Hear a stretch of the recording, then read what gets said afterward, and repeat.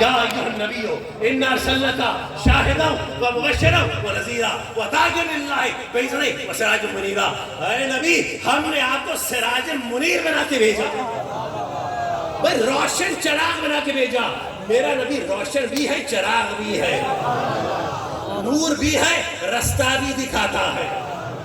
وہ نور بھی ہے، رستہ بھی دکھاتا ہے۔ بھائی حیرت ہوتی ہے ملاؤں پر، حضرت حیرت ہوتی ہے ملاؤں پر، ماننے پر آئے تو اس جگنو جیسے کیڑے کے لیے مان لے کہ وہ اپنا نور رکھتا ہے، نام ماننے پر آئے تو قرآن جسے سراج منیر روشن چراغ کا ہے اس مصطفیٰ کے نور کو نہیں مانتے۔ بھائی عجیب ہے اللہ کی سوچ۔ بھائی سائنس نے کھوج لگائی اور ہوتا غور سمندروں کی تہ میں بھیجے تو ایسی مچھلیاں ڈھونڈ نکالی جو سمندر کی تہ میں اپنا نور پیدا کرتی ہیں، بجلی پیدا کرتی ہیں، الیکٹرک فش یعنی ایسی ہیں جو بجلی بھی پیدا کرتی ہیں اور سمندر کی تہوں کو روشن کرتی ہے، نور پیدا کرتی ہیں۔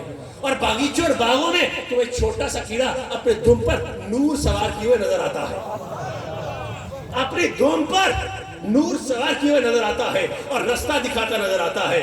تو حیرت کی بات ہے، مچھلی سمندر کی تہ میں نور رکھ سکتی ہے، کیڑا اپنا نور رکھ سکتا ہے۔ سارے فتوے ملاؤں نے میرے نبی کے لیے بچا کے رکھے ہیں، یعنی میرا نبی نور نہیں رکھتا۔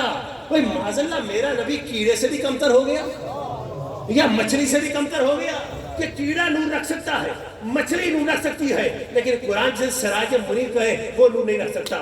کوئی عجیب غلاظت ہے جو یہ منہ سے نکالتے رہتے ہیں۔ توجہ ہے آپ کی؟ کوئی تبھی تو ارشاد ہوا کہ قد جاءکم من اللہ نور و کتاب مبین، کہ تحقیق کہ ہم نے تمہارے پاس دو چیزیں بھیجی۔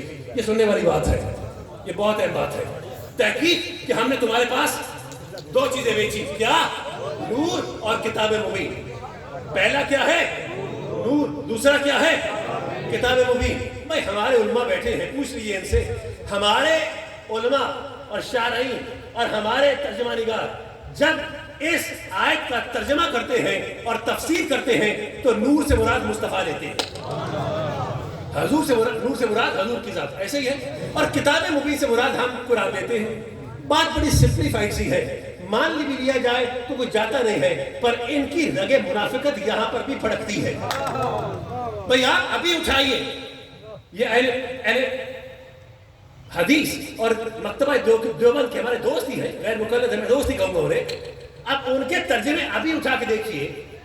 ہم نے کہا نور سے مراد مصطفیٰ، کتاب مبین سے مراد قرآن، وہ لکھتے ہیں کہ نہیں ذرا یہاں پر نور سے مراد قرآن نہیں ہے، بلکہ نور سے مراد حضور نہیں ہے، بلکہ نور سے مراد قرآن ہے، نور سے مراد قرآن ہے، ذات مصطفیٰ نہیں ہے، نور سے مراد قرآن ہے۔ تو میں نے کہا اگر نور سے مراد قرآن ہے تو کتاب مبین سے مراد کیا ہے؟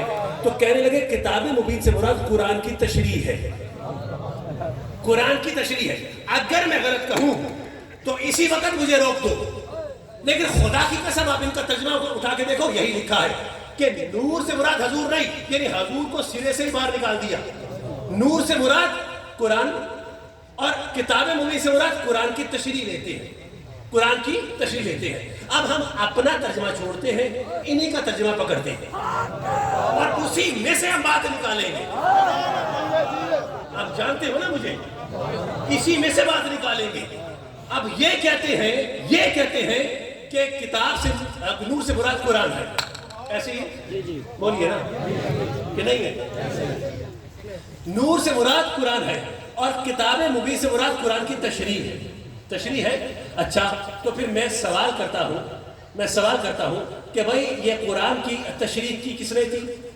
کیا میرے نبی کی سنت نے اس کی تشریح نہیں کی؟ کیا میرے نبی کی سیرت نے اس قرآن کی تشریح نہیں کی؟ کہا جناب بالکل ٹھیک ہے، سنت مصطفیٰ۔ میں نے کہا تو اتنا حق تو دو کہ کتاب مبین سے مراد تم سنت مصطفیٰ لے لو اور یہ سنت کا نور ہے۔ تو کہنے لگے جناب بالکل ٹھیک ہے، ہم نبی کو نور نہیں مانتے پر نبی کی سنت کو نور مانتے ہیں، کیونکہ سنت رستہ دکھاتی ہے۔ اگر میں غلط کہوں تو قبلہ مجھے روک دے۔ یہ دو نور مانتے ہیں، ایک قرآن کا نور، دوسرا سنت کا نور، لیکن ذات مصطفیٰ کو نور نہیں مانتے۔ اب اس بات کو ذہن میں رکھنا، یہی میری گفتگو کی بنیاد ہے۔ ان کے لیے قرآن نور ہے اور سنت نور ہے۔ اچھا قرآن تو ہے نور، وہ قرآن آیا کس کے لیے؟ ارشاد ہوا لقد انزلنا الیکم کتابا فیہ ذکرکم افلا تعقلون۔ خدا فرماتا ہے کہ یہ وہ قرآن ہے جو ہم نے اے امت محمد تمہاری طرف نازل کیا. مخاطب حضور نہیں ہے، امت ہے. توجہ ہے آپ کی. لقد انزلنا علیکم کتاب فیہ ذکرکم افلا تعقلون. اے امت محمد ہم نے اس قرآن کو تمہاری طرف بھیجا کہ اس میں تمہارا ہی ذکر ہے. کیا ذکر ہے ہمارا؟ تمہاری فلاح کا ذکر ہے، تمہاری دنیا اور آخرت کی بہتری کا ذکر ہے، تمہارے نفع کا ذکر ہے، تمہارے فائدے کا ذکر ہے. تو خدا نے اس میں ذکر رکھا امت محمد تمہارے لیے یہ قرآن آیا، اس میں تمہارا ذکر ہے. اور پھر فرمایا افلا تعقلون. تو کیا ہو گیا ہے کہ اپنی عقل کو استعمال نہیں کرتے؟ تو قرآن کہہ رہا ہے افلا تعقلون. کیا ہے کہ اپنی عقل کو استعمال نہیں کرتے؟ تو قرآن ہے امت محمد پر اور مخاطب ہے عقل والے. مخاطب ہے کوئی ہاتھ چھوڑا خدا کے لیے. چلے بولو نیچے بیٹھو. اب اگر اس طرح سے ہوگا تو بہت زیادہ وقت لگ جائے گا. میں نے ابتدا کا خطبہ بھی نہیں پڑھا تاکہ میں گفتگو جلد از جلد مکمل کروں. اس لیے ذرا بہت توجہ سے سنیے. ہدایت کی منزلوں سے گزر رہا ہوں میں. کس سے؟ ہدایت کی منزلوں سے. قرآن ہے نور، آیا ہے امت محمد پر. اور کس کو خطاب ہے؟ افلا تعقلون. عقل والوں کو. کس کو؟ عقل والوں کو. قرآن کھول کے دیکھ لو، یہاں پر فرمایا افلا تعقلون. توجہ ہے آپ کی. تو پھر کسی اور مقام پر فرمایا کہ لعلکم تعقلون. پھر فرمایا لقوم یعقلون. پھر فرمایا فہم لا یعقلون. پھر فرمایا اکثرہم لا یعقلون. تو قرآن نے جا بجا خدائے پروردگار عقل والوں کا ذکر کیا کہ یہ قرآن عقل والوں کے لیے آیا ہے. ٹھیک. تو قرآن ہے نور اور قرآن عقل والوں کے لیے. دانش صاحب میں دونوں جملوں کو ملا دوں تو کہہ سکتا ہوں قرآن وہ نور ہے جو عقلوں کو روشن کرتا ہے. قرآن وہ نور ہے. بھائی میرے دوست خدا کے واسطے میری بات کو سمجھیے، میرے تیور جانتے ہو آپ. میرا ایک جملہ بے مقصد نہیں ہے. قرآن وہ نور ہے جو عقلوں کو روشن کرتا ہے. یہ خود قرآن نے کہا ہے، میں نے نہیں کہا. قرآن وہ نور ہے جو عقلوں کو روشن کرتا ہے. کون بدبخت ہے جو اس کا انکار کرے؟ بلا تفریق ہر کوئی مانے گا. اچھا بڑی خوبصورت بات ہے. قرآن نور عقلوں کو روشن کرتا ہے. اندھیری رات ہے، آپ سفر میں جا رہے ہیں اور اندھیرا ایسا کہ نہ چاند نظر آتا ہے نہ تارے نظر آتے ہیں. اور اندھیرا ایسا کہ رستہ ڈھونڈنا تو دور کی بات، تم ہاتھ رکھتے ہو تو پتہ نہیں لگتا کس چیز پہ ہاتھ رکھا ہے. کچھ چیز سجائی نہیں دیتی، ہاتھ تک نظر نہیں آتا تو رستہ کہاں سے نظر آئے گا؟ تو ہم نے کہا قبلہ رستہ چاہیے. کہا جناب رستہ چاہیے. تو میں نے کہا قبلہ آپ تو ہیں عالم قرآن، آپ تو ہیں مفسر قرآن، آپ ہیں حافظ قرآن، آپ ہیں شیخ القرآن. قرآن نے آپ کی عقل کو روشن کیا ہے. تو قرآن ہے نور عقل والوں کے لیے. اس نور کو سامنے لائیں اور رستہ تلاش کر لیں. نور کو سامنے لائیں اور رستہ تلاش کر لیں. آپ کے پاس قرآن کا نور ہے تو اسے روشن کرے اور رستہ تلاش کرے. تو ملا کا جواب آیا. توجہ ہے نا آپ کی؟ ملا کا جواب آیا. نہیں شاہ صاحب، یہ قرآن ہمارے اندر کو روشن کرتا ہے، ہماری عقل کو روشن کرتا ہے. باہر بھی تو نور چاہیے، باہر رستہ تو نظر آئے. پھر عقل کے نور سے فیصلہ کریں گے کہ کون سا رستہ بہتر ہے. پر رستہ تو نظر آئے. تو اس کا مطلب دو نور چاہیے. ایک نور ہے اندر والا، ایک نور ہے باہر والا. وہ نور کہ جو تمہاری عقل اور اندر کو روشن کرتا ہے اس کو کہتے ہیں قرآن. اور وہ نور جو رستوں کو روشن کرتا ہے اسے کہتے ہیں سنت مصطفیٰ. اسے کہتے ہیں سنت مصطفیٰ. ٹھیک. قرآن کے نور پر قبلہ علامہ صاحب کسی کو بحث نہیں ہے. بلا تفریق ہر کوئی مانتا ہے کہ قرآن ایک جیسا ہے. بھائی ہمارے ترجموں میں تھوڑا بہت فرق ہوگا، تفسیریں فرق ہوگی، پر مطلب تو ایک جیسا ہے نا. جیسے میں پڑھتا ہوں ویسے ہی اہل حدیث پڑھے گا، ویسے ہی دیوبند پڑھے گا، ویسے شیعہ پڑھے گا. تو قرآن کے نور پر کسی کو اختلاف نہیں. اور مرتضیٰ کا اس بات پر یقین ہے بلا تفریق کہ جو بھی قرآن کو صرف پڑھے تو خدا کی قسم کچھ نہ کچھ نور سے ملتا ہے. اس کی عقل صرف پڑھنے سے ہی روشن ہو جاتی ہے، کچھ نہ کچھ نور ملتا ہے. تو قرآن پر متفق ہے. قرآن سب کے لیے ایک جیسے ہے نا بھائی. اگر کوئی غیر مکلف بھی بیٹھا ہے اسے بھی پوچھ رہا ہوں، روک تو ابھی روک سکتے ہو، آگے نہیں روکنے دوں گا. قرآن کا نور ہر ایک کے عقل کو روشن کرتا ہے. تو قرآن پہ ہمارا جھگڑا نہیں ہے, قرآن پہ ہمارا جھگڑا نہیں ہے. جھگڑا ہے تو سنت پر, کہ سنت کا اصل نور کہاں سے ملے.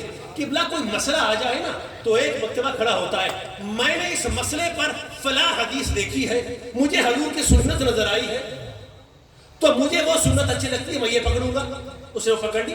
دوسرا گروہ تھا, وہ کہنے لگا جناب میں نے اسی مسئلے پر ایک اور حدیث دیکھی ہے, چاہے صحیح ہے, چاہے غریب ہے, چاہے حسن ہے, چاہے ضعیف ہے, پر حدیث کہیں نہ کہیں مل گئی, اور کہا کہ میں نے حضور کا یہ طریقہ دیکھا ہے تو مجھے یہ زیادہ پسند ہے, میں یہ سنت پکڑوں گا. اب اس نے ایک اور نئی سنت پکڑی, تیسرا پھر کھڑا ہو گیا. اس نے کہا اس مسئلے پر مجھے تیسری حدیث نظر آئی ہے, اس میں حضور کا تیسرا طریقہ بھی ہے, تو اس نے حضور کی وہ سنت پکڑ لی, اور ایک پھر چوتھا بھی کھڑا ہو گیا. تو قبلہ سنتوں پر جھگڑا ہے. ایک ہی مسئلے پر سنتوں پر جھگڑا ہے. وہ کہتا ہے کہ میری سنت ٹھیک ہے, یہ کہتا ہے میری سنت ٹھیک ہے, یہ کہتا ہے میری ٹھیک ہے, ہاشمی کہتا ہے میری ٹھیک ہے, میں کہتا ہوں میری ٹھیک ہے. توجہ ہے آپ کی. تو سنتوں پر جھگڑا ہے, اور ہم ہیں عالم حاروی بیچارے غریب لوگ, مسکین لوگ ہیں. ہم چاہتے ہیں کہ ہمیں سنتوں کا حقیقی نور ملے, اصل نور ملے. تو وہ نور کہاں سے ملے گا؟ ہر کوئی جھگڑا ہے کہ میرا نور سچا ہے, میری سنت سچی ہے. ہم غریب لوگ کس کے پیچھے چلے, کس کے پیچھے چلے؟ سنتوں کا اصل نور کہاں سے ملے گا؟ تو آؤ میں بتاتا ہوں. نعرہ تکبیر, نعرہ رسالت, نعرہ تحقیق, نعرہ حیدری. سنتوں کا اصل نور کہاں سے ملے گا؟ ہے نا, چاہیے نا آپ کو سنت کا اصل نور. اچھا سنیے, اب وہ نور تلاش کرنا ہے ہمیں کہ وہ سنت کا اصل نور کہاں سے ملے گا. آج سے قبلہ 7-8 سال پہلے میں نے پہلے بھی بیان کیا کہ موضع دوسری کے ایک ہمارا گاؤں ہے شکرگڑھ کا, تو وہاں پر میں بیٹھا, ابھی خطبہ دینا تھا جمعے کا, تو نیچے میٹرس بچھایا تھا, میں اس پہ بیٹھا تھا. اس میں کمر کی تکلیف اتنی نہیں تھی, تو لوگ مسافہ کر رہے تھے, ابھی خطبہ شروع نہیں ہوا. تو حضرت اسی اسنا میں ایک بڑے خوبصورت بزرگ سفید رنگ کے میرے پاس آئے, سفید ٹوپی پہنی, بڑی گھنی داڑھی سفید ماشاءاللہ, آنکھوں میں سرما, خوبصورت رنگت, گورا رنگ, سفید لباس. سن رہے ہیں میری بات کو؟ ہلکی ہلکی زلفیں, چمکدار چہرہ, مجھے بڑے خوبصورت لگے. تو میں نے ان سے عرض کیا قبلہ آپ کی ریش مبارک, داڑھی مبارک بہت خوبصورت ہے, آپ کی داڑھی ریش مبارک بہت خوبصورت ہے. تو مجھے آگے سے جواب ملا, کہنے لگے حضور پیارے نبی کی سنت ہے, پیارے نبی کی سنت ہے. میں نے کہا قبلہ آنکھوں میں سرما بھی سج رہا ہے, پیارے نبی کی سنت ہے. کتنے پیارے لوگ ہیں, 1400 سال ہو گئے آج تک میرے نبی کی سنتوں کا خیال کرتے ہیں. میں کتنے پیارے لوگ ہیں, نفیس لوگ ہیں, آج تک میری نبی کی سنتوں کا خیال کرتے ہیں. بھائی مسواک لگائیے, کیوں کرتے ہو؟ پیارے نبی کی سنت ہے. بھائی ٹخنوں سے اونچی شلوار ہے, کیوں؟ پیارے نبی کی سنت ہے. اچھا بھائی داڑھی مٹھی میں آنی چاہیے, یہ مٹھی میں آنی چاہیے, بھائی یہ کیوں مٹھی میں آنی چاہیے؟ پیارے نبی کی سنت ہے, بالکل حدیث ہے, ہمیں پڑھ رکھا. اچھا ایک کہتا ہے کہ نہیں داڑھی کو کینچی نہیں لگوانی, 4 بال یہاں سے ایسے آ جائے, 4 بال یہاں سے ایسے آ جائے. ٹھیک, خدا کی قسم میں نے اس کے بارے میں بھی حدیث پڑھی, اس کے بارے میں بھی پڑھی ہے. ایک کہتا ہے نہیں تھوڑی داڑھی پست ہونی چاہیے, مٹھی سے بھی چھوٹی. میں اس ممبر کی قسم اٹھا کے کہتا ہوں میں نے اس کے بارے میں بھی حدیث پڑھی ہے, چاہے حسن ہے, چاہے صحیح ہے, چاہے ضعیف ہے, چاہے غریب ہے, پر کوئی نہ کوئی ان کے بارے میں روایت ہے. ایک سفید امامہ باندھتا ہے, دوسرا کالا, تیسرا سبز. خدا کی قسم تینوں رنگ مجھے حدیثوں میں ملتے ہیں, تینوں رنگ مجھے حدیثوں میں ملتے ہیں. ایک کہتا ہے کہ رفع یدین کرنا ہے, میں کیوں؟ بھائی نبی کی سنت ہے, خدا کی قسم حدیث ملتی. ایک کہتا ہے نہیں کرنا, اس کے بارے میں بھی حدیث ملتی. توجہ ہے آپ کی؟ ایک کہتا ہے کہ روزہ ہم نے جلدی کھولنا ہے, بھائی حدیث ملتی ہے, جلدی کھولیں, ہمارا بھی یہ طریقہ ہے, جلدی کھولیں گے. ایک کہتا ہے نماز مغرب کے بعد کھولنی چاہیے, خدا کی قسم صحیح ہے مسلم میں اس کی حدیث بھی ملتی ہے. تو حدیثیں مجھے ہر سنت کے لیے مل جاتی ہیں, ہر سنت کے لیے, چاہے ضعیف مل جائے, غریب مل جائے, حسن مل جائے, صحیح مل جائے, کوئی نہ کوئی حوالہ کہیں نہ کہیں مجھے مل جاتا ہے. لیکن خدا کی قسم اس ممبر کو ممبر رسول کی شبیہ سمجھتے ہوئے اس پر ہاتھ رکھ کے قسم اٹھاتا ہوں کہ ہر چیز کا حوالہ مل گیا, لیکن ایک رائج طریقے کا حوالہ مجھے کہیں پر نظر نہیں آیا, کسی کتاب میں نظر نہیں آیا. کس وقت میرے نبی نے لوٹا ہاتھ میں پکڑا اور بستر بغل میں دبایا اور گلی گلی محلے محلے پھر کر کلمہ درست کروایا ہو، اس حدیث کا حوالہ مجھے کسی کتاب میں نظر نہیں آیا۔ تو کہنا یہ چاہتا ہوں کہ اب اگر تم نے سنتوں کا حقیقی نور پانا ہے تو وہ رائے منڈ کے بازار سے نہیں ملے گا، ولی کے دربار سے ملے